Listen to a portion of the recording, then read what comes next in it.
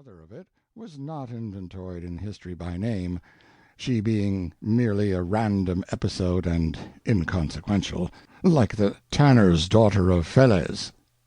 In a breakfast-room of the castle on this breezy fine morning there are two persons and the cooling remains of a deserted meal.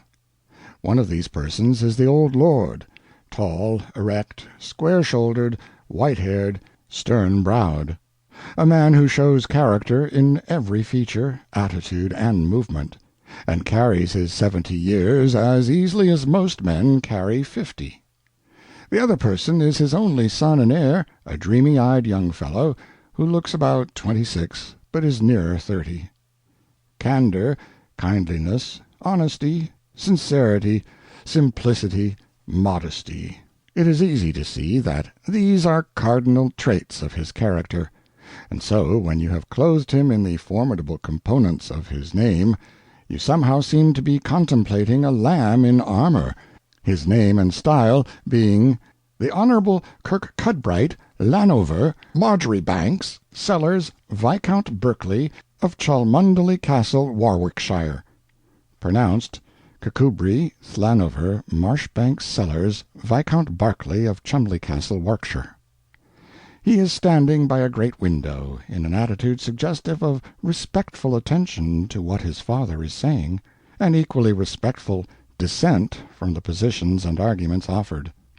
The father walks the floor as he talks, and his talk shows that his temper is away up towards summer heat.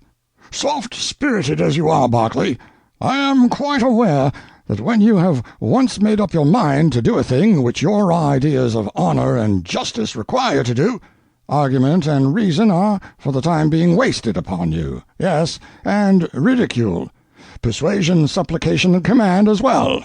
To my mind—" "Father, if you will look at it without prejudice, without passion, you must concede that I am not doing a rash thing, a thoughtless, willful thing, with nothing substantial behind it to justify it. I did not create the American claimant to the earldom of Rossmore. I did not hunt for him, did not find him, did not obtrude him upon your notice. He found himself, he injected himself into our lives." "And has made mine a purgatory for 10 years with his tiresome letters, his wordy reasonings, his acres of tedious evidence—" "Which you would never read, would never consent to read. Yet in common fairness he was entitled to a hearing.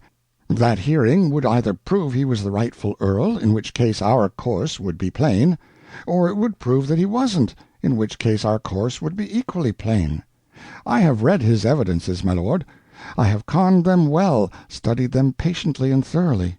The chain seems to be complete, no important link wanting. I believe he is the rightful earl." "And I a usurper, a nameless pauper, a tramp. Consider what you are saying, sir."